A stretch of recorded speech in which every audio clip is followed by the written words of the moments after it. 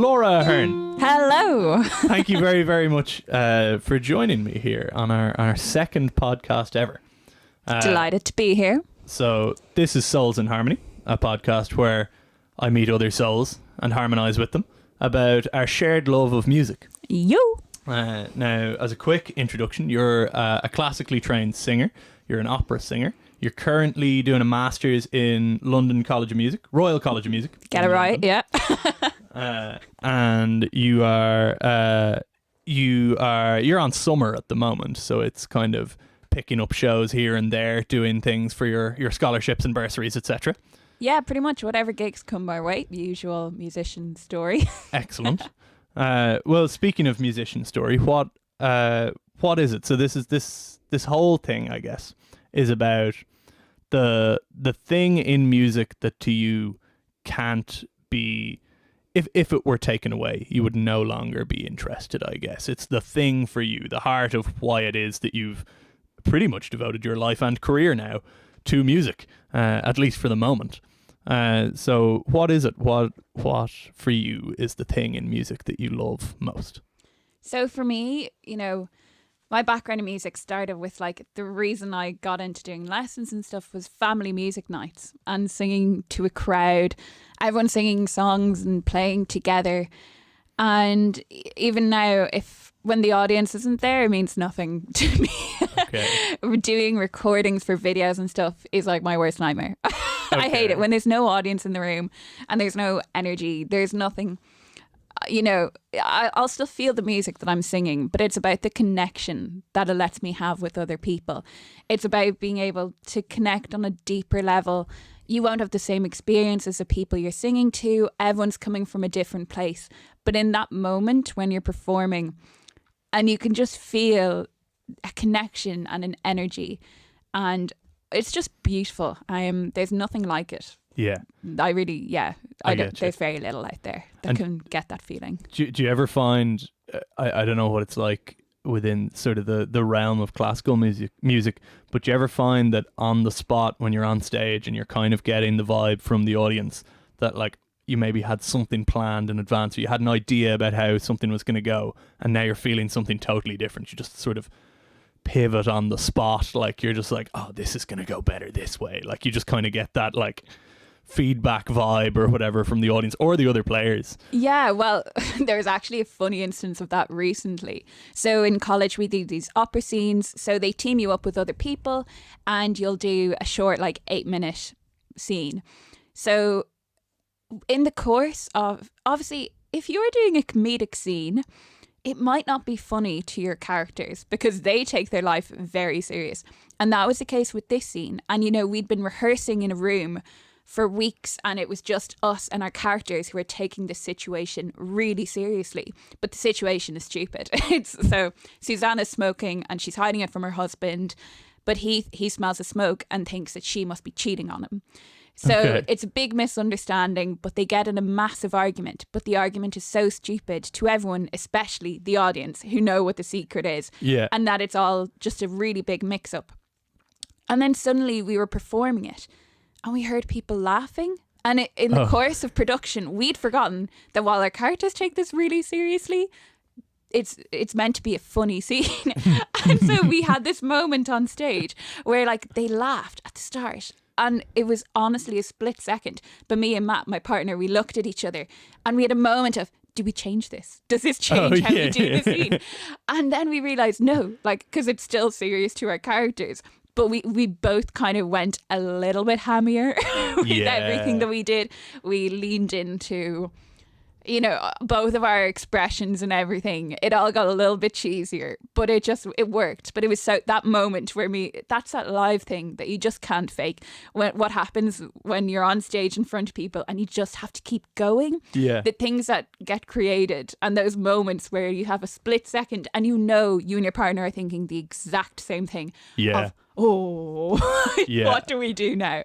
So that's kind of, an example of changing things or not.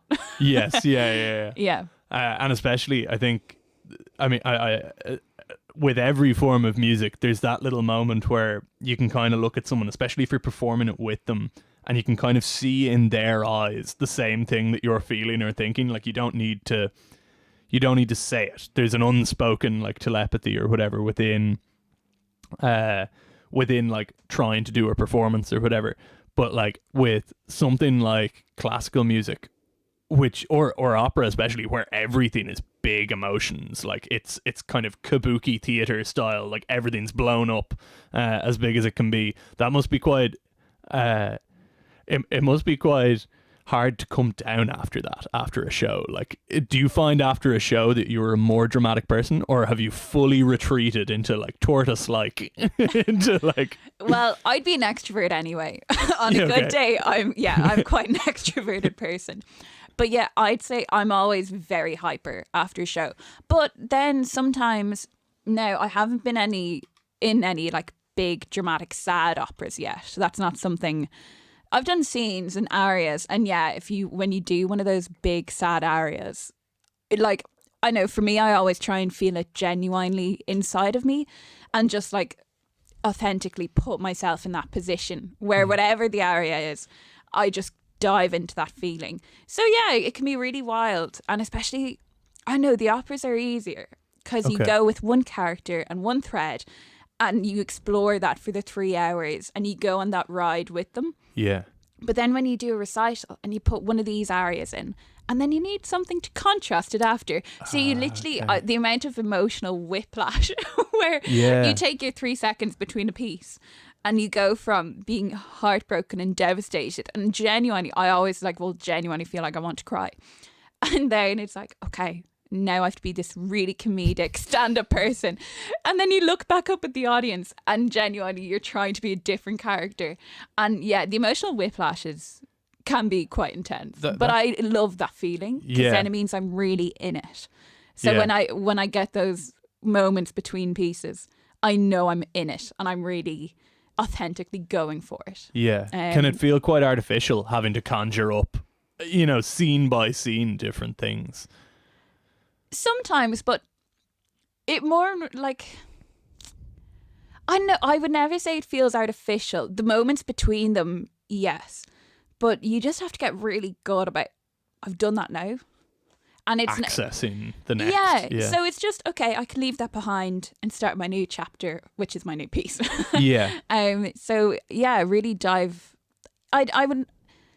The initial change, yes, can feel a bit artificial, but then once you're in the new music world or the new sound world of the next piece, that helps bring in that new energy, because the sound worlds are massive, and in opera that's a really big thing. I think a lot of people, there's a thing that like opera singers can't act. Okay, because it's not acting that you would see in a play or in anything else, but the scale of opera music, it just, your acting has to match that. So it's going to be bigger, it's going to be a bit hammier and a bit more dramatic, but for the scale of the music that it's with, it matches, know, and it's all, opera's all about having the music and the acting be at one with each other. So you just have to lean into that. And so it's big emotions, big emotional whiplash. Well, also what you're describing there is literally what actors do. Like, you just also have to be able to sing across a number of octaves with a particular tone in your voice and project it to the back of the room at the same time. But like, that's actors, that thing of like accessing a feeling or whatever, or using your own feelings to get you to a place to where you can actually deliver what it is, like authentically or whatever. Like, in that sense, you are double jobbing.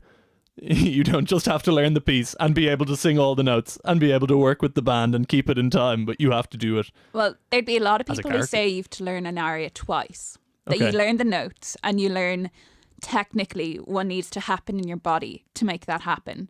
And then you have to learn it again with the intention, with the words, with everything that it actually means. And in that way, you learn the song twice. Yeah. And then you have to put them together.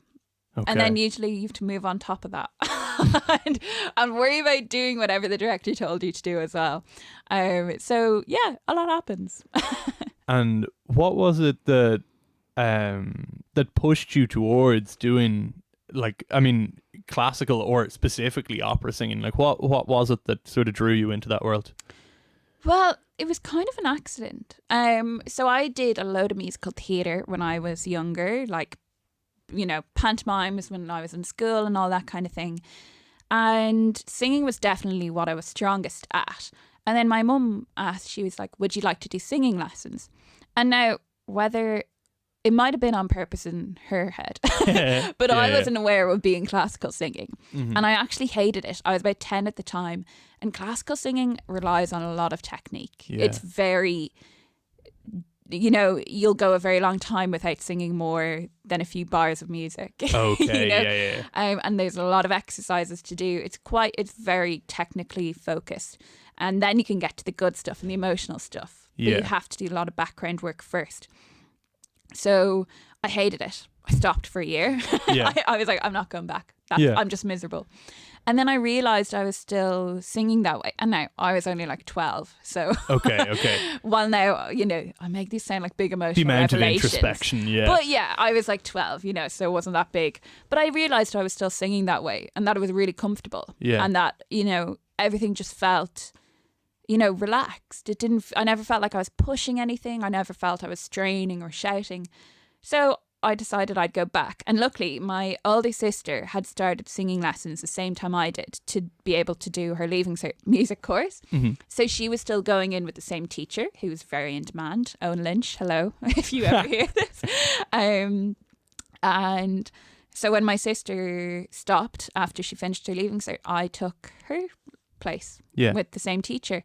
And yeah, I always loved performing, and I knew I wanted to be on a stage communicating a story to people. That had just always, whether it was musicals or anything, it always felt big to me. And I always just felt, I feel so myself on a stage. And I just adore the feeling of being on stage, communicating a story. So when, just opera singing felt good to me. It just suited me really well. So it just kind of, why not opera? Yeah, you know? fair. And what's your, do you have like a performance, a favorite performance that you've ever had? Or do you have this like, even one that you haven't had, but an ideal, like this is what I want, like this feeling? Like, have you had that moment of like, you know, this like divine sort of, everything's perfect? Or I don't know if everything's perfect. I think most, you know, there'd always be something you do slightly differently after a performance. But it's just any time I sing well. Yeah, okay. you know, and it could be anywhere. But sometimes, recently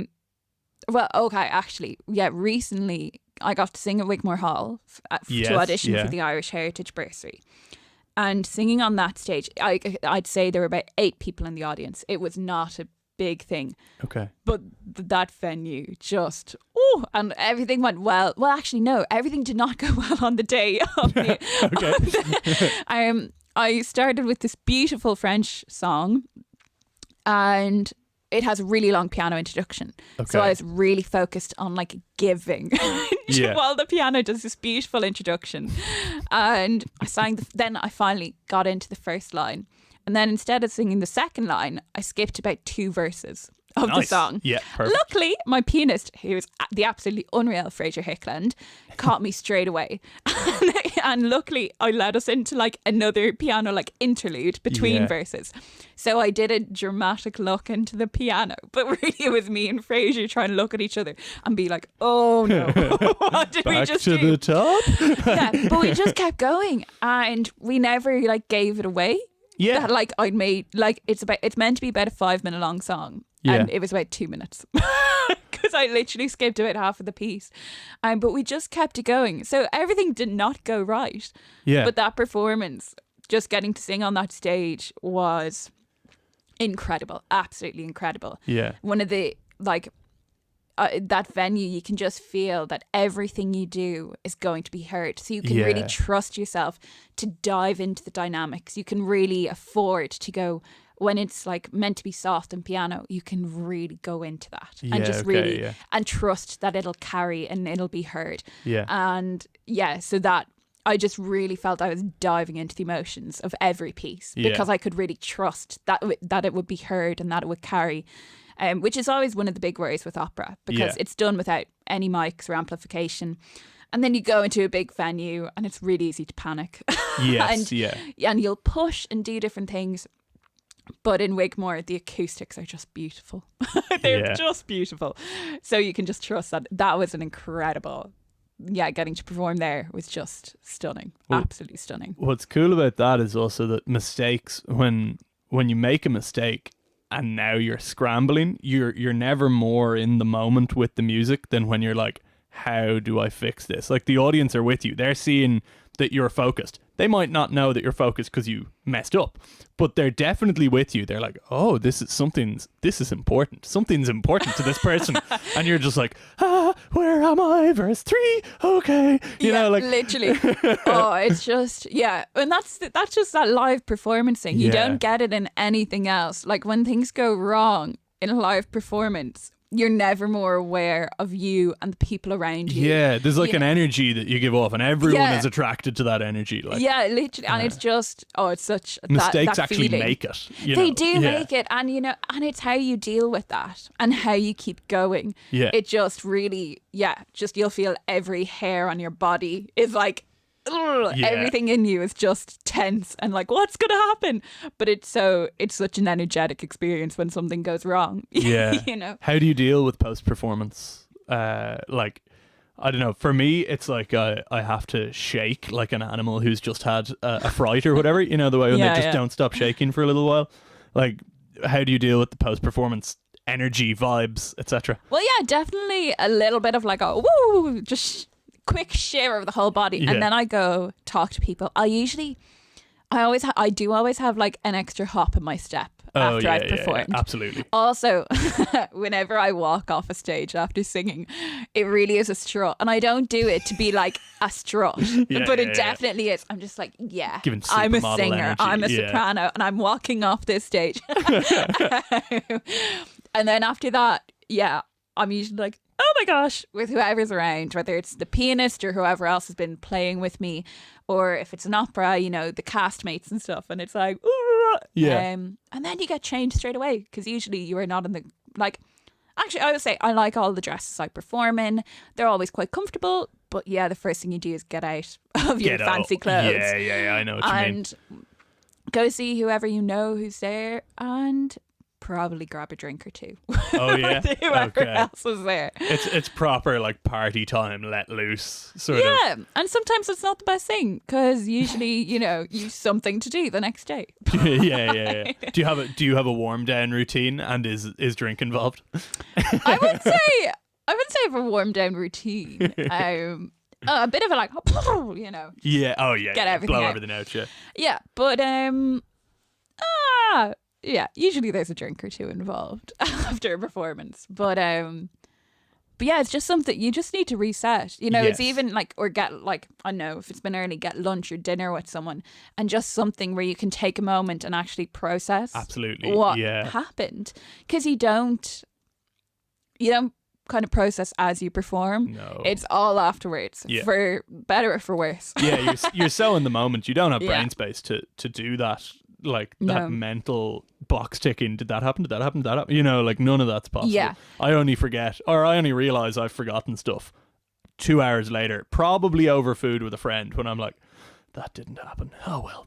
Like just stuff in my face. Oh, stop. I know that thing. Oh, like when my teachers in the audience, nothing gives me fear. Or there have been a few gigs where I've been like, there definitely won't be singers in the audience, or like people who know this, or like if I sing in German here, no one will know if my pronunciation's wrong or not. Okay. And those are always the gigs where there's a singer in the audience, there's a German person in the audience, and that ease you had going into it, suddenly afterwards you're like, oh no, I was too relaxed about this. Yeah. I'm usually that singer who's more about I wouldn't be the most nervous performer in the world. Okay. I'm usually just more excited to sing than I am nervous about doing it. But sometimes it means I can be a little bit, well, not too relaxed. Obviously, I still do a lot of work, but there are certain gigs where I lure myself into a false sense of security. Yes, yeah. And then afterwards, it's always afterwards, never before. Oh, for sure. I'm like, oh, I Yeah. should have looked at that more. No, you can't do Yeah. it before. If you do it before, the gig is already going to be one where you're struggling to get out of your way. You know, like if you're analyzing that hard before, no, you have to just sit and then be on stage and kind of be surprised that you're on stage. You're like, oh yeah, oh okay. Yeah, You I know, have like, to do this now. Yeah. Yeah. And when when you perform, because I'm not hugely familiar with opera or anything really in the classical world, admittedly quite ignorant. But when you are performing, do you guys get like at the end of shows or at the end of recitals, say, do you get that moment to sort of take in the audience, like the applause, or or is it on and off and then back on for your next scene and then on and off, or is there always applause? No, so it does depend on the event. And this is part of the thing where when you're new to the classical world, it can be quite weird because there are things about when you clap. Yeah. And it's really weird. So like operas, a lot of songs and things, they just run right into the next and you're not meant to clap. Yeah. And it can be really hard to know. And even now, however many years I do classical music, there are some gigs I go to and I never clap until I hear someone else clap because there are kind of things about it. But yeah, so when people walk on, the audience usually claps, and you can take a moment. A lot of people will bow before they perform to like acknowledge the audience. Yeah. And then at the end, you can clap. Okay. And again, bow once or twice. And with whoever's with you on stage. And then in the middle, it depends on what you're doing. Yeah. So if someone's doing concerto or something where there's a few different movements or a few different pieces, but it is technically one piece, you don't clap between the movements or the sections. Even though there will be a pause in music, you don't clap then. Yeah. But at the end of the work, then you clap. Yeah. And so do you have those moments where like the applause starts? Because this is common for me, where the applause starts and I'm like, oh yeah, it's over. You know, like. One of my favorite things, I always stay in character for like way after the last note. Okay. And then I love the moment where the audience is suddenly like, they're waiting for something else, and then I drop it, and then they all clap, and I'm like, I'm in charge here. I'm in control. That's one of my favorite things. Actually, it's that feeling. There's a lot of time I love a performance where I just know I have the audience right in the palm of my hand. Yeah. Luckily, that's happened quite a few times where I really feel like whatever I do, the audience will respond to what I do, how I want them to do it. So that's one of my favorite things, like about the performance, when you just know you've the audience right with you and right where you want them to be. It's funny because the original, I guess, the original is the wrong term, but what we refer to as classical music or music from the classical period, at the time it was written, was music hall music where people would go mad for it. Like people would sing along, they'd clap, they'd like dance in the aisles and stuff. And now that is so not cool. No, that's the thing. Operas, like, you know, they were a social thing and people appreciated the music, but they'd be talking over it. Yeah. You didn't go to a 3 or 4 hour long opera and sit still and watch and be strict about when they clapped and didn't. You know, people talked the whole time. You know, if people didn't like a piece, they'd heckle during the performance. Yeah. And now, obviously, the opera world, you know, it does have an elitist kind of edge to it now. There's no pretending that that's not there. But I think there are a lot of companies out there who are doing really good work to make opera more accessible and to make classical music more accessible. Absolutely, and as well, film music, I think, has done a lot for the orchestral scene. There's such... I mean, we could all name film scores. That doesn't matter what kind of music you're into. The score is just, I have friends who will tell me like, oh, I've been listening to this person lately, and I'll be like, I've never heard of this musician. What do they do? And they're like, they did the soundtrack from this film, and I'm like, oh right, you're listening to like, and in my head I'm like, soundtrack music, which isn't fair because it's still like, it's still communicative music, it's still incredible music. But someone was like, what's your favorite score? And for a moment I was like, oh, geez, a score. Okay, let me think. And I was like trying to think back. I was like, with jazz or whatever, you're like, okay, think back to like the original 1900 kind of musicals, like New Yorkers or whatever. And then I was like, oh, what am I talking about? No, Howard Shore, Lord of the Rings. Yeah. Like everything in there. everything's perfect. Yeah. And it's such a huge thing now that like the accessibility of that music is that it accompanies something else. But the original music was meant to accompany people having a good time. Like that music was there so that people could enjoy themselves alongside it, not just it for the sake of it, which I think is a really, like, that's a big issue in jazz as well. Like silent jazz clubs, like for me, I can't think of anything worse than no one clapping or whooping or hollering, which is clear when I go to one because I'm usually the loudest, but and not always in a cool way. Like it's pretty embarrassing, but like that thing of removing music to be not academic but to be a purely sort of cerebral experience or whatever does sort of diminish it. It also means, though, that you can do things like you were saying, like have a piano moment, have a really soft moment where everyone hears every little like up and down quiver crack. You know, those things where it's like, oh, this person's super in control. They're amazing moments too. Like I think finding a balance, because that nuance or that sort of zoomed in sort of experience of someone performing a piece is really special. Yeah. But so is so is like the can. You know, like that's a ridiculous piece of music. Well, actually, my college just did the opera where that's from. Yeah. You know, and like it is funny. I don't know. The thing about opera when you're in it is it's usually loud enough that when everyone's quiet, you don't notice. Okay. So you don't need the audience to be loud and to be, make noise, because there's so much noise you might struggle to talk and stuff over it. But I know there's certain projects definitely going on that allow for more of like an audience experience in opera. Like Irish National Opera have done a very cool project that's going over to Wales now, where it's a virtual opera. So they project it onto the side of buildings, and it's called the Scorched Earth Trilogy. And it's a cool name. So it's like 3 short operas, like all about 20 minutes, I think. And it's like kind of the effects of climate change and stuff. Okay, I was hoping it would have something there, not the war in Russia sort of scorched earth reference. I was like, But so they project it onto the side of buildings, and you download there's like an app you download on your phone that then connects to I think they supply headphones. It depends where you go. Oh, sweet. And then you listen, the sound all comes through your phone and stuff. But obviously that's going to be more of like, you could talk to the people around you and that kind of thing. It's more of it's like the silent disco of opera scene. Kind of, and there's just a few different projects like that going around that are just experimenting with ways that opera and classical music can be consumed differently, rather than going to a really cool, fancy but like posh theater.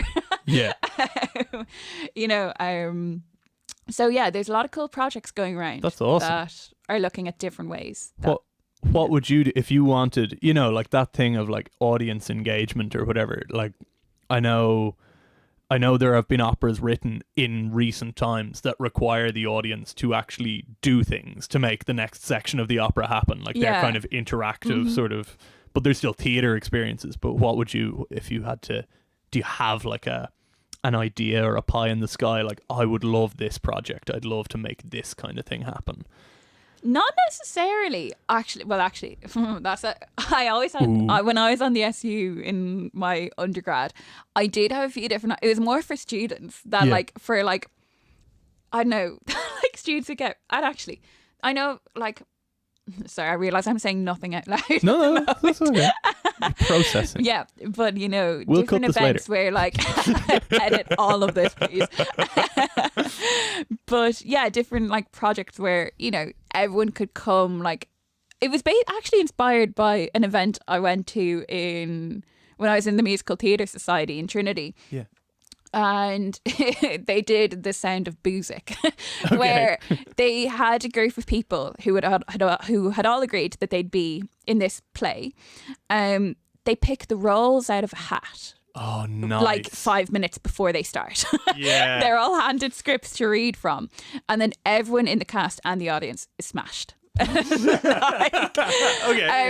it's just really funny, really live things. And I think I always had ideas about like ways you could do that with like classical music. I mean, other than just having singers. That's the thing. I'm a big fan of, because singers often the vocal faculty is always quite different. In classical music and conservatoires, the vocal faculty is usually quite removed from the other faculties. Okay. Because the nature of what singers have to study is very different. Yeah. So singers, we're going to have to do a lot of like language classes to make sure we can pronounce all the different languages that we sing in, whereas a violinist won't have to know that, so they won't have those classes, and they'll usually do way more hours practice in a day than a classical singer would do. Sure, yeah. So the timetables end up very different. So especially in colleges, I always wanted to find ways to get different faculties to interact more.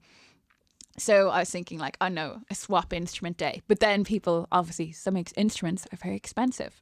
And so you do not want to have to hand your Stradivarius like violin. Literally, you like, don't want to hand that off to someone who doesn't know how to play violin. And also, will not produce a sound out of it. Like, you know.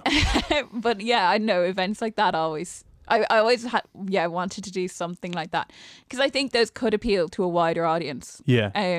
Especially about getting young people involved in opera. Yeah. You know, education programs in music are about educating your future audience so that they can go and attend the events.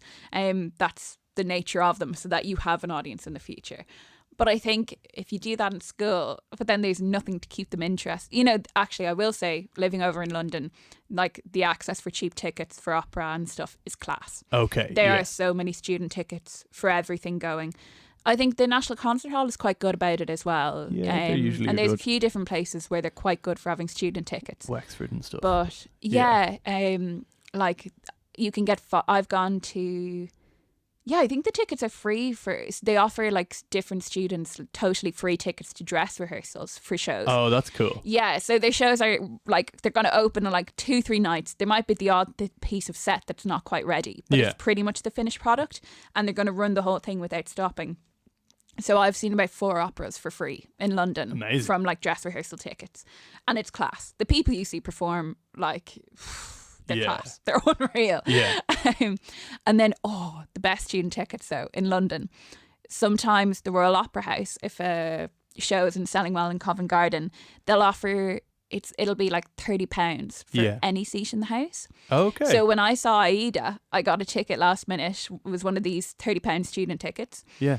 And the people either side of me had literally paid like £220 for their seats. And you're there, and like you've come out of college, you're dressed in like, I know, trousers and a top, and you've your school bag under the thing. And the people either side of you are dressed for like an opera night out. Yeah. They're my favourite days. Wow. Yeah. Pretty nice. And like those sorts of things, like that access to classical music is great. And obviously there's kind of a lot more now, especially with a good and a bad thing, cuts both ways, like Spotify and like Tidal and Apple Music and all that sort of stuff. But is there a thing in classical music, like is there a way that you would love to see it promoted more, or is there a way even that you would promote it better in Ireland, I guess, given how you've seen it in London or in the UK? I think I will say Irish National Opera are doing incredible things for opera in Ireland. The work they've put in since they've opened is phenomenal. Absolutely phenomenal. And like the caliber of singers that they have performing these roles, they're really doing an amazing job. What I think we need to be, and this goes in the UK as well. So there's a big difference in the US and in Europe about how opera is funded. Okay. Most of the places in Europe are going, and this is a generalization, it's not true for every company, but most of them are mostly government funded. Yeah, okay. And regardless, opera houses are not going to make their money back on ticket sales alone. The cost of the productions is just massive, absolutely massive. And the shows don't run, it's not like a West End or a Broadway thing where you're going to produce your show and then that show runs for a few years. It doesn't work, so you're not going to make the money back that way. But in the US, only about like maximum 5% of their total budget comes from the government. The rest of the money they find themselves to keep an opera house running. But that means in the US, they have to do a lot of work to see what actually works to get people into opera houses. Yeah. And the interesting thing, the operas people would know most, a lot of people would have heard music from Carmen because, It's the biggest opera ever. Yeah, it's pretty much the biggest opera ever. And, anyone does well in something and they'll play the overture, it's winning music. But those shows do not sell as well all the time. Yeah. And, I think Puccini is the most performed composer and La Boheme, all those kind of shows. Okay. But what they found in the US is that when operas are relevant and contemporary, I know in the Seattle Opera House, they did a production based on this book, A Thousand Splendid Suns. Okay. And it's a book about two women in Afghanistan who are married to the same man and the women's relationship. And this is all set around when the Taliban took over, 20 odd years ago. Yeah. It's not the recent takeover. And that's when the book is set, and the opera is based on the book. And the two women, they kind of develop a mother-daughter relationship. There's a big age gap between them. Okay. And the book is incredible. The book, would highly recommend the book. Yeah. But so they based an opera on it. But the day they had their first production meeting was the day the Taliban re-entered Kabul. Whoa. Yeah. So suddenly their production took on a whole, it was really relevant again. And that's been one of their best selling operas. Yeah. In the last 2 seasons, because it's relevant and because people want to know more. Yeah. So I think relevance is massive. Yeah. I think. And, I love singing Mozart. I love singing Puccini. I love all these composers who are performed all the time. And I think those operas are still so, some of the Mozart ones are fun. The Puccini ones are more depressing, but I love them all anyway. Yeah. But I think there's a lot to be said about new relevant operas. Okay. And, I.N.O. commissioned a really good one recently, Least Like the Other. Okay. And it's about JFK's older sister. Oh, wow. Who had some kind of disability, but a severe autism or Down syndrome, but not diagnosed as what we diagnose it nowadays. Yeah. And her life and how horrible it was. And it's a wacky opera. There's only one singer, 2 actors on stage. It's a bit bizarre, but it's class. Yeah. And it's just but it's really interesting as well to a modern, whether you like opera or not, the topic and the substance is really interesting. And I think, there just needs to be more of that. Okay. They're really interesting projects to be part of. Yeah. When it's new music, when it's new material. And again, I love all the old ones. I want to do so many roles that have been around for the last 300 years.